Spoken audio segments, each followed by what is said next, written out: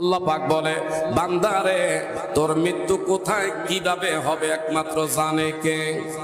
আরেকটু জনে বলেন, আমার আপনার মৃত্যু কোথায় কিভাবে হবে একমাত্র জানে কে। নারায়ণপুর গ্রামবাসী আমার ভাইরা, আজকে এই সময় আমি আপনি মাহফিলের মধ্যে বসা আছি, আগামী দিনে এই সময়টা আমি আপনি কবরে থাকতে পারি। কারণ নিঃশ্বাসের কারো বিশ্বাস আছে, কারো নিঃশ্বাসের বিশ্বাস। আজকে মাহফিলে আগামী দিন আমি আপনি কবরে থাকতে পারি। কারণ কি, পৃথিবীতে বাবারা বন্ধুরা কখন কোথায় কিভাবে কার মৃত্যু হবে কেউ জানে না। আইনামা তাকুনু ইউদরিকুমুল মাউতু ওয়ালাউ কুনতুম ফি বুরুজিম মুশাইয়্যাদা। বাবারা গভীর মনোযোগ। আল্লাহ রাব্বুল আলামিন বলেন, কুল ইন্নাল মাউতাল্লাযী তাফিররুনা মিনহু ফাইন্নাহু মুলাকীকুম। মৃত্যু থেকে আমি আপনি যেখানে আত্মগোপন হই না কেন, আকাশপথেও যদি লুকাই না কেন, মাটির তলদেশে গিয়েও যদি আত্মগোপন হই না কেন, বলেন তো ওই জায়গার মধ্যে মালাকুল মউত আল্লাহর আজরাইল আমার আপনার রূহের সঙ্গে বাবারা দিদার করার মতন ক্ষমতা আছে না নাই? রঙ্গিনে পৃথিবী সারিতে হইবে, রঙ্গিনে পৃথিবী সারিতে হইবে, সাদেরই দেহ মাটিতে খাইবে, শূন্য হবে জিন্দিগানি। কার লাগিয়া এত মায়া এত চোখের পানি রে মন, কার লাগিয়া এত মায়া এত চোখের। বলেন, রঙ্গিনে পৃথিবী সারিতে হইবে, রঙ্গিনে পৃথিবী সারিতে হইবে, শূন্য হবে জিন্দিগানি। কার লাগিয়া এত মায়া এত চোখের পানি রে মন, কার লাগিয়া এত মায়া এত চোখের পানি। কথা বলেন ঠিক না ভাই? ঠিক। সন্ধ্যা হলে ডুবিবে বেলা, সঙ্গ হবি। আমার ভাইরা, এই পৃথিবীতে আমি আপনি যত বড় আশা করে বাসা বাঁধছি না কেন, কেউ থাকতে পারবো না। থাকা অবস্থায় আসুন আখেরাতের জন্য কিছু পুঁজি আমি আপনি কামাই করি। যেমন এই মাহফিলটা আমার আপনার জন্য বড় নেয়ামত, এটা আমি আপনি হাতছাড়া না করি। যতক্ষণ থাকবো আমি আপনি দুই চার কথা মনোযোগের সাথে যেন শ্রবণ করতে পারি। একটু জোরে বলা যাবেনি আলহামদুলিল্লাহ। বাবা, যারা গেটের মধ্যে আছেন ভিতরের দিকে একটু চাপেন, আর একটু সামনের দিকে চাপেন। যুবকদের উদ্দেশ্য করে বলছি, বাবা যুবকেরা দয়া করে সামনের দিকে আগে আগে বসো। বিশেষ করি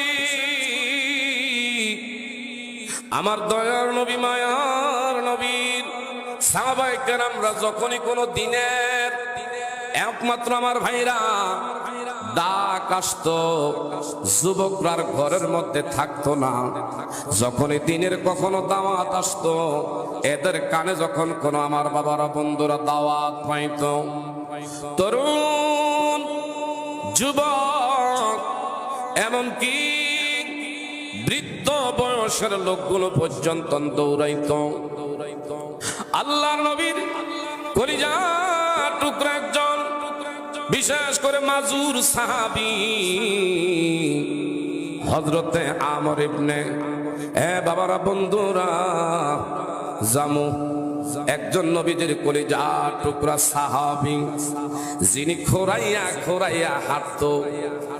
এমন কি আমার বাবারা বন্ধুরা, ওনার পায়ের মধ্যে বড় সমস্যা ছিল।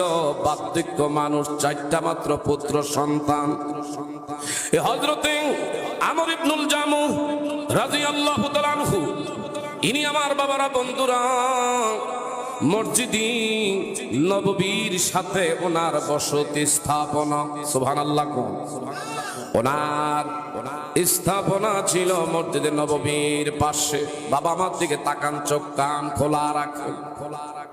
আজ আমি আপনি বাবারা বন্ধুরা জান দেওয়া লাগে না, জীবন দেওয়া লাগে না, এত সুন্দর করে মাদ্রাসা কর্তৃপক্ষ কোরআনের বাগান মিলাইলো, আমি আপনি যদি এইখানে বসে একটু ঘাম জড়াইতে না পারি, এই জায়গার মধ্যে যদি একটু বৈশা ত্যাগ স্বীকার করতে না পারি, আমি আপনি কিসের বাবারা বন্ধুরা মুসলমান দাবি করি? কথা বলেন ঠিক না ঠিক? বাবারা বন্ধুরা, হযরতে আমর ইবনুল জামুহ রাদিয়াল্লাহু তাআলা আনহু, ওনার 4টা পুত্র সন্তান, উহুদের যুদ্ধের দামামা বেজে উঠল। আমার বাবারা বন্ধুরা, 4টা পুত্র সন্তান বাবার কাছে গেছে, বাবা ও বাবা, তোমার কাছে আসছি অনুমতির জন্য। বাবা ডেকে কয়, কি অনুমতি রে? কয়, যুদ্ধের ময়দানে দামামা বেজে উঠছে, আমরা চাই আপনার 4টা পুত্র সন্তান নবীর পক্ষে কোরআনের জন্য আমরা জীবন দিতে। একটু বলেন না সুবহানাল্লাহ। 4 জন পুত্র সন্তান বাবা হযরত আমর ইবনুল জামুহ রাদিয়াল্লাহু তাআলা আনহু, ইনি ডেকে বললেন, এ বাবারা, আমি নিয়ত করে রাখছি নবীর কদমে কোরআনের জন্য, ইসলামের জন্য আমি আমার জান উৎসর্গ করব। বাবা, বৃদ্ধ মানুষ জেহাদের ময়দানে না গেলে কোনো সমস্যা নাই, কোনো আপত্তি নাই। আপনার তো বয়স শেষ হয়ে গেছে, যুদ্ধ করার কৌশল আপনার, শক্তি সাহসিকতা এখন আর আগের মতন নাই। আমরা জওয়ান, আপনার 4 জন পুত্র সন্তান, আমাদেরকে আগে অনুমতি দেন।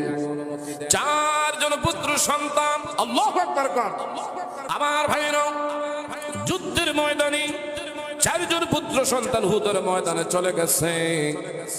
এমনি আমার বাবারা বন্ধুরা, আশেপাশের লোকজনরা কয়, তুমি বাড়িতে শুয়ে আছো, হায় হায়, আল্লাহর নবী রাহমাতুল লিল আলামিন উহুদের ময়দানে কাফের বেঈমানদের বিরুদ্ধে লড়াই করতেছে। আর দেরি করে নাই, ইমানদার এরা কেমন নবীর আশিক রাসূল ছিল। 4টা পুত্র সন্তানরে উনি পাঠাইছে, উনি আর দেরি করে নাই, তাৎক্ষণিক উহুদের ময়দানে চলে গেছে। উনি নিজে গিয়া দেখে ওনার চোখের সামনে কাফের বেঈমানদের এটাকে একটা ছোট সন্তান দুনিয়ার জমিন থেকে শহীদ হয়ে গেছে। আমার ভাইরা, এইভাবে একে কি হযরত আমর ইবনুল জামুহ রাদিয়াল্লাহু তাআলা আনহুর 4টা পুত্র সন্তান উহুদের ময়দানে দ্বীনের জন্য, ইসলামের জন্য শহীদ হয়ে গেলেন। ইনি বললেন, আমি আর তাইকা লাভ নাই, আমার আগে আমার কলিজার টুকরা সন্তানের আল্লাহ জান্নাতে যাবে, এইটা কোনোদিনও মাইনা নিতে পারি না। আমি আমার জীবন রাখতে চাই না নবীর কদমে, কোরআনের জন্য আমিও শহীদ হয়ে যাই। আর দেরি করে নাই, কাফের বেঈমানদের বিরাবিরের ভিতরে ঢুইকাও। ওই ওনার হযরত আমর ইবনুল জামুহ রাদিয়াল্লাহু তাআলা আনহু, উনিও আল্লাহ রাস্তায় জীবন উৎসর্গ করে ইনিও শহীদ হয়ে গেলেন। একটু জোরে বলা যাবে নি মারহাবা। আমার ভাইরা, 4টা পুত্র সন্তান দুনিয়ার জমিন থেকে বিদায় নিল, বাবাও বিদায় হয়ে গেল। এই মুহূর্তে আমার বাবারা বন্ধুরা, উহুদের যুদ্ধে 70 জন নবীজির সাথী, নবীর সঙ্গী শহীদ হয়ে গেছে। যেই যুদ্ধের ময়দানে আরেকজন কলিজার টুকরো ছোট্ট বামন সাহাবী, আমার বাবারা বন্ধুরা, হযরতে জুলাইবিব রাদিয়াল্লাহু তাআলা আনহু, যিনি খাটো মানুষ, একবারে বামন, একবারে বেটে, কুচ্ছিত কালো চেহারা, রেল লাইনের মতন গালগুলো ফাড়া ফাড়া, এত খাটোর খাটো, এত বামনের বামন। হযরতে জুলাইবিব ছোট্ট কালে নিজের জন্মস্থান ভুলে সোজা মদিনায় চলে আসছে।